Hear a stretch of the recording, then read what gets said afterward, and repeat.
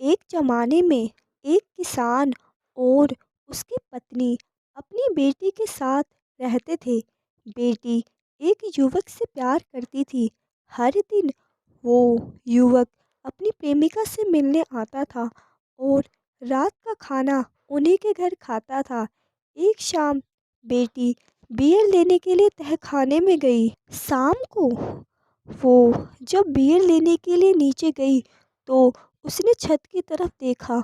वहां उसे बल्ली से एक कुल्हाड़ी लटकी हुई दिखाई दी।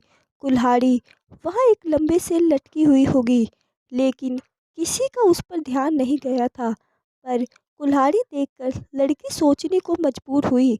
उसे कुल्हाड़ी का वहां होना बहुत खतरनाक लगा।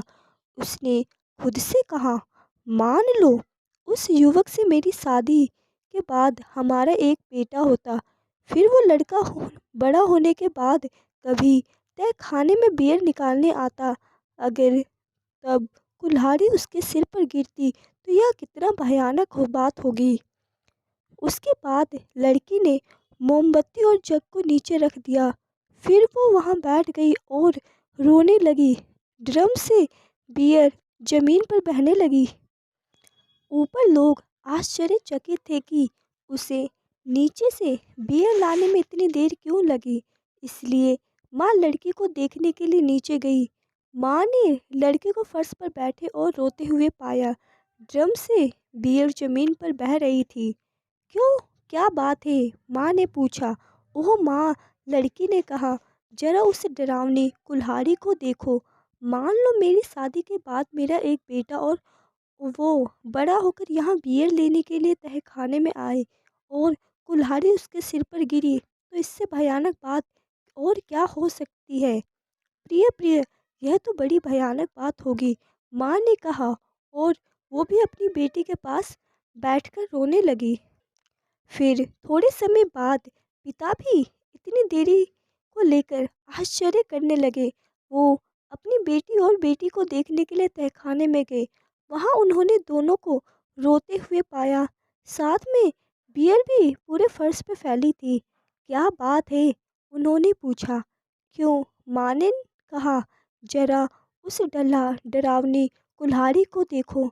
मान लो अगर हमारी बेटी उस प्रेमी के साथ शादी होती और उसका एक बेटा होता और वो बड़ा होकर एक दिन बियर लेने तहखाने में आता और कुल्हाड़ी उसके सिर पर गिरती, इससे भयावह बात और क्या होगी?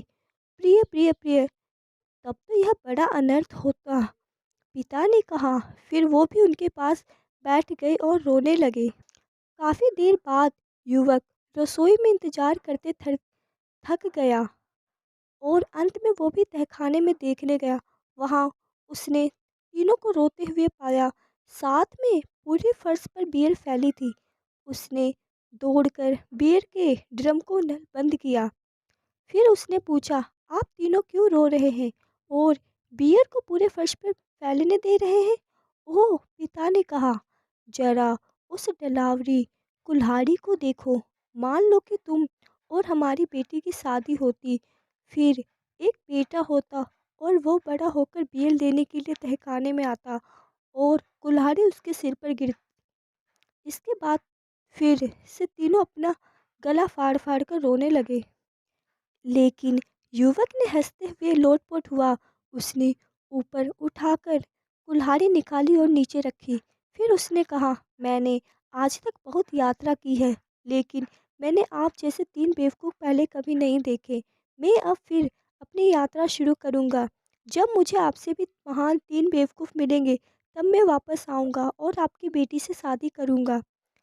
फिर उसने उन तीनों से अलविदा कहा और अपनी यात्रा दोबारा शुरू की। वे सभी अभी भी रो रहे थे, क्योंकि लड़की ने अपना प्रेमी खो दिया था। एक लंबा सफ़र तय करने के बाद युवक आखिरकार एक महिला की झोपड़ी में आया, जिसकी छत पर घास उग रही थी। महिला घास खिलाने के लिए गाय को छत पर ले जाने के लिए सीढ़ियाँ चढ़ाने की कोशिश कर रही थी, पर गरीब गाय से सीढ़ी चढ़ा नहीं जा रही थी। फिर युवक ने महिला से पूछा, वो आखिर ऐसा क्यों कर रही थी? जरा देखो, उसने कहा, उस सुंदर घास को देखो। मैं घास खिलाने के लिए गाय को छत पर ले जा रही हूँ।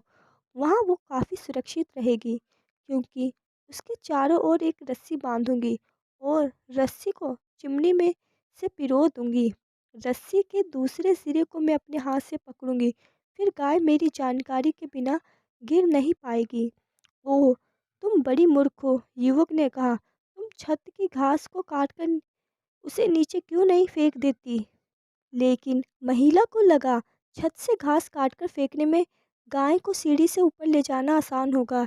इसलिए उसने गाय को सहलाया और उसे उठाया और फिर उसके चारों ओर एक रस्सी बांधी, जिसे उसने चिमनी में से पिरोया और रस्सी के दूसरे सिरे अपनी कलाई से बांधा। फिर वो युवक अपने रास्ते पर चला, लेकिन तभी वो गाय छत से गिर पड़ी और रस्सी के बीच हवा में लटकने लगी।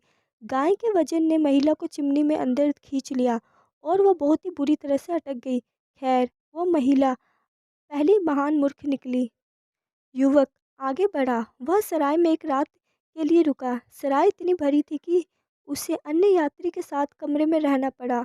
दूसरा आदमी एक बहुत अच्छा और बहुत मिलनसार इंसान था। लेकिन सुबह जब वे दोनों उठे तो व्यक्ति ने मेज पर दराज खोलकर उस पर अपनी पतलून लटकाई। फिर वह आदमी पूरे कमरे में दौड़ कर पतलून में कूदने की कोशिश और उसे पहनने की कोशिश करता रहा। उसने बार बार कोशिश की कि वो उसमें सफल नहीं हुआ। युवक सोचता रहा कि आदमी आखिर ऐसा क्यों कर रहा था। आखिर में अजनबी ने रुमाल से अपना चेहरा पोंछना बंद किया। देखो दोस्त, उसने कहा, मुझे लगता है पतलून बड़ी अजीब किस्म का है कपड़ा है। इस अजीब चीज का आविष्कार किसने किया? हर सुबह मुझे पतलून में इस तरह घुसने में 1 घंटे समय लगता है। मैं खुद को बहुत गर्म भी महसूस करता हूँ। भला आप अपनी पतलून कैसे पहनते हैं? यह सुनकर युवक हंसने लगा और अपने साथी को पतलून पहनने का तरीका सिखाया। उस आदमी ने युवक का आभार प्रकट किया और कहा कि ऐसा करने के बारे में कभी सोचा नहीं था। तो वह दूसरा महान मूर्ख था। उसके बाद युवक ने अपनी आगे की यात्रा शुरू की। कुछ समय बाद वो एक गांव में पहुंचा। गांव के बाहर एक तालाब था और तालाब के चारों ओर लोगों की भीड़ थी। लोग तालाब में फावड़े, झाड़ू, बेलचे आदि लेकर पहुंचे थे। युवक ने उनसे वहां इकट्ठे होने का कारण पूछा। क्यों? यूने ने कहा, देखो, चंद्रमा तालाब में गिर गया है और हम लोग उसे बाहर निकालने का भरसक कोशिश कर रहे हैं। यह सुनकर युवक हंसा। उसने उन लोगों से आकाश में चंद्रमा को देखने को कहा।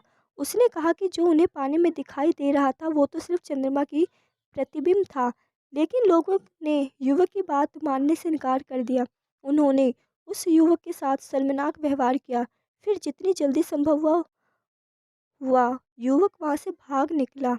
अब उसे घर के बेवकूफ़ों से भी महान बेवकूफ़ मिले थे।